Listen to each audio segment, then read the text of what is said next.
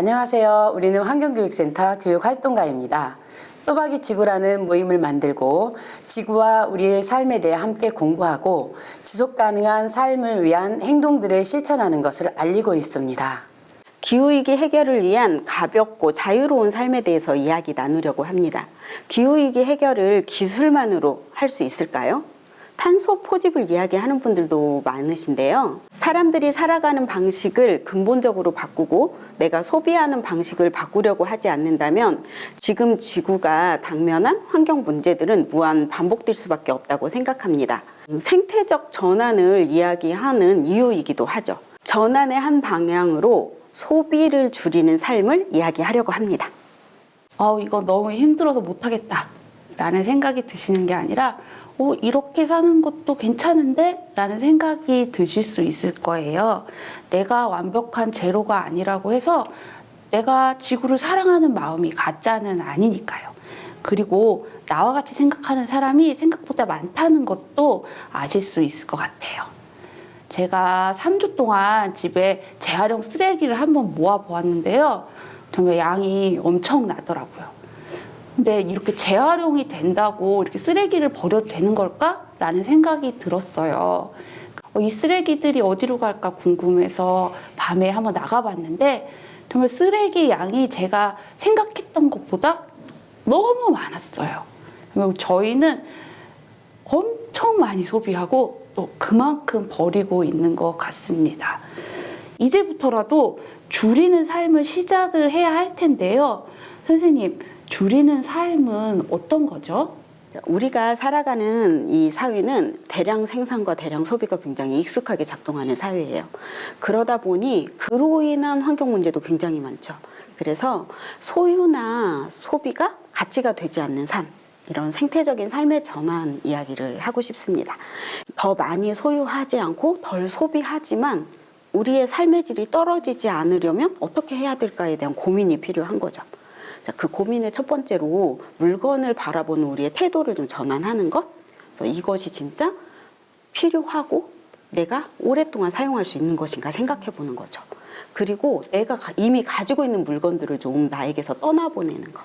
그러니까 그냥 쓰레기로 버린다가 아니라 나에게 있어서는 그냥 장식품인 것을 누군가에게 내보냄으로써 쓸모를 만들어주는 거죠.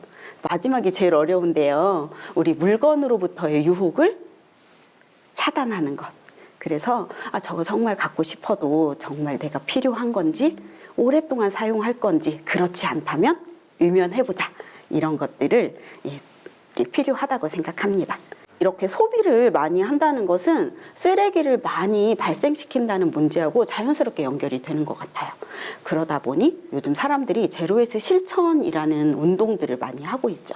근데 이 제로웨이스트 실천이 자주 들리는 만큼 많은 분들이 접하지만 저게 뭐야? 라고 하시는 분들도 꽤 있거든요. 제로웨이스트가 무슨 뜻인지 한번 소개해 주시겠어요? 이 제로 웨이스트는 쓰레기 중에 일회용품 사용을 없애고 썩지 않는 쓰레기를 없이 살아보자 라는 운동이라고 생각해 주시는 게 더 맞을 것 같아요. 영어의 쓰레기가 이 웨이스트라는 단어가 아니라 가비지나 트래쉬로 이렇게 영어로 말씀드릴 수 있는데 이 웨이스트라는 단어 속에는 낭비라는 뜻이 포함되어 있대요. 그래서 이 제로 웨이스트는 낭비 없는 삶 이라고 해석하는 게 훨씬 더 맞는 것 같아요.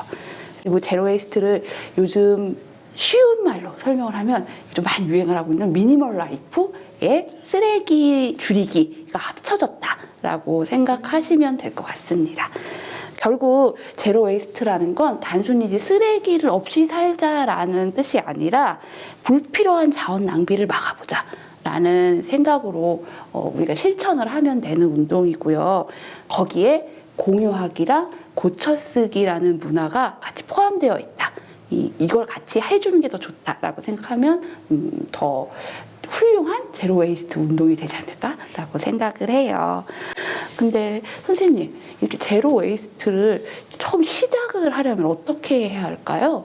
네, 우리는 많은 것들을 손쉽게 구하거나 가질 수 있는 구조 속에 살고 있죠. 늘 갖가지 물건의 유혹에 노출되어 있기 때문에 물건이 필요해서라기보다는 물건을 구입할 때 물건의 유혹에 의해서 구입하는 경우가 많아서 같은 물건을 서너 개씩 갖고 있는 것이 우리의 현실입니다. 이제부터는 제로 웨이스트를 실천하기 위해 선택의 순간부터 환경을 생각하는 선택을 해야겠습니다. 그러려면 우선 소비의 유혹에서 벗어나고 필요한 것들을 구할 때 정말 꼭 필요한 것인지 다시 한번 생각해보고 신중하게 고려해서 선택하는 것이 필요합니다.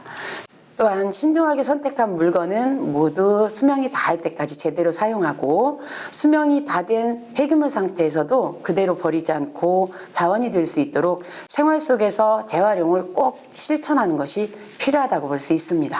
네, 그러면 우리가 지금까지 제로 웨이스트 관련된 이야기를 많이 해봤는데요. 그럼 제로 웨이스트를 위한 플라스틱 프리는 어떻게 해야 할까요? 선생님들 저희 탁자만 봐도 플라스틱이 상당히 많아요. 근데 이 플라스틱이라는 게 사용하기도 편리하고 또 가볍고 거기다 가격도 싸서 우리 주변에 이 플라스틱이 굉장히 많이 있는데요. 플라스틱 자체에 문제가 있다고는 생각하지 않아요. 이 플라스틱을 일회용으로 쓰고 버리는 게 문제가 되고요. 그게 이 지구 환경에 큰 부담을 주고 있는 거 선생님들도 다 잘 아시고 계실 거예요. 근데 이 플라스틱 프리는 일회용 플라스틱의 사용을 좀 줄이고 그걸 다회용으로 쓰자라는 운동이라고 생각을 하시면 되고요. 이 플라스틱 프리에 관련된 시민운동으로 플라스틱 어택을 설명해 드릴 수 있는데요. 이 플라스틱 어택은 원래는 2018년에 영국에서부터 시작이 됐는데 우리나라에서도 2020년에 대형 마트에서 이 플라스틱 어택 운동을 진행했다고 하고요. 그 외에도 화장품 용기 어택도 있었고 트레이 제거 운동도 있었고 스팸 뚜껑 반납 운동도 있었고요.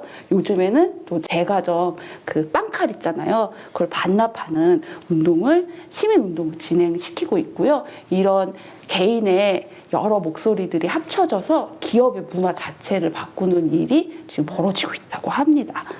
정부에서도 2020년부터 플라스틱 그 문제에 관련된 정책이 시행이 되는데 생활 폐기물 플라스틱 탈출 뭐 이런 식으로 설명드릴 수 있을 거예요.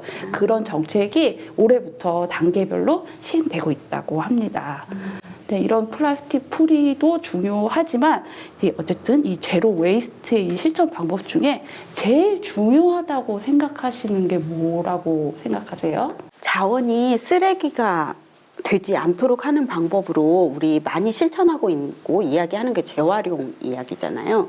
그리고 그 재활용을 하기 위해서 분리배출 정말 잘해야 된다는 이야기 많이 해요. 우리나라 사람들 분리배출 정말 잘하고 있죠. 그런데 재활용보다 먼저 우리가 실천해야 하는 것들이 있습니다. 여러분들 혹시 나는 쓰레기 없이 살기로 했다라는 책 읽어보셨나요? 네. 예, 그 책을 쓴 사람이 바로 제로웨이스 실천 활동가 아주 유명하신 비 존스잖아요.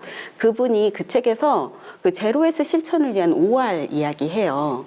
첫 번째가 거절하기, 줄이기, 재사용, 재활용, 썩히기 이렇게 이야기하는 건데요. 이 재활용에 앞서는 개념이 3개나 있죠. 네. 예, 첫 번째는 나에게 불필요한 것을 아예 내게 가져와서 쓰레기가 될 기회를 주지 말고 거절하자라는 거죠. 그러니까 쓰레기를 원천봉쇄하자는 거예요. 그리고 이제 줄이기는 정말 필요해. 그래서 내가 사야겠어. 이랬다면 그 포장을 좀 과한 거를 좀 줄인다거나 혹은 사용량을 줄여서 덜 쓰는 거죠. 그러니까 이 2가지만 잘 해도 이미 쓰레기는 굉장히 많이 줄여서 제로웨이스 실천이 진행되고 있는 거라고 볼 수도 있겠죠. 지금까지 지속 가능한 삶을 위한 전환의 방법으로 제로웨이스 실천에 대한 이야기를 나눴는데요. 제로웨이스 실천하는 것만으로 기후위기 그리고 생태적 전환이 가능할까요? 네, 우선 생태적 전환이란 우리가 살아가는 생활 상태 전반과 관련된 이야기인데요. 우리에게 주어진 위기 상황을 극복하는 방향으로 생활 전반의 습관들을 바꾸어 나가는 것을 이야기합니다. 네, 그렇게 습관을 바꾸어 나가려면 우리에게 우선 필요한 것이 생각의 전환이라고 말할 수 있는데요. 예를 들어 따릉이 자전거나 독일에서 시작돼서 우리나라 서울과 수원에서 시행되고 있는 공유 냉장고 이야기를 할 수 있는데요. 여기서 중요한 것은 개인 소유와 공유 개념에 대한 우리의 인식입니다. 없어서 또는 부족해서 공유하는 것이 아니고요. 누구나 남는 음식물로 냉장고를 채우고 또는 다른 사람들은 공짜로 그걸 가져가서 활용할 수 있는 그런 공유 냉장고의 장점에 초점을 두는 것이죠. 그렇게 되면 필요로 하는 사람들이 자유롭게 음식물을 가져다 사용할 수 있기 때문에 나눔 실천도 되고 음식물 쓰레기 양도 줄일 수 있어서 일석이조가 되는 셈입니다. 자, 그런데 이렇게 일석이조의 효과는 사람들의 인식 속에 있는 개인 소유와 공유 개념에 대한 생각이 바뀔 수 있는 생태적 전환을 통해서 가능한 게 아닐까 저는 생각합니다. 네, 어려운 개념인데 선생님 얘기 들으니까 머릿속에 쏙쏙 잘 들어오는 것 같아요. 생태적 전환, 그런 식으로 실천하면 되는군요. 네, 알겠습니다. 생각의 변화가 행동의 변화로 온다는 거 정말 기억해야 될 것 같아요. 쉽지는 않지만 많은 사람들이 동참을 해서 노력을 하면 아마도 좋은 결과물들이 생기지 않을까 그렇게 생각합니다. 네. 우리는 지금 선택의 문제가 아니라 필수의 문제로 환경을 바라봐야 될 시대에 살고 있습니다. 최대한 빠른 소비를 부추기는 이 시대에 우리가 만들어낸 많은 쓰레기들이 지구에 얼만큼 많은 나쁜 영향을 주고 있는지 잘 아시고 계실 거예요. 더 이상 물건을 쉽게 사서 빠르게 버리는 이런 시스템에서 벗어나 이 시스템의 문제를 조목조목 살피고 비판하면서 또 다른 삶의 방법을 찾을 때가 됐다고 생각합니다. 내 삶에서 소비는 덜어내고 그리고 서로 간의 관계를 더한다면 우리의 내일의 지구는 새롭고 좀 더 밝게 변할 수 있을 것이라 생각돼요. 이제 우리의 내일을 위해서 조금씩 바뀔 때가 됐고요. 하나씩 실천할 때가 됐어요. 우리 언니들하고 같이 하시면 힘드시지 않으실 거예요. 그렇게 생각하시죠?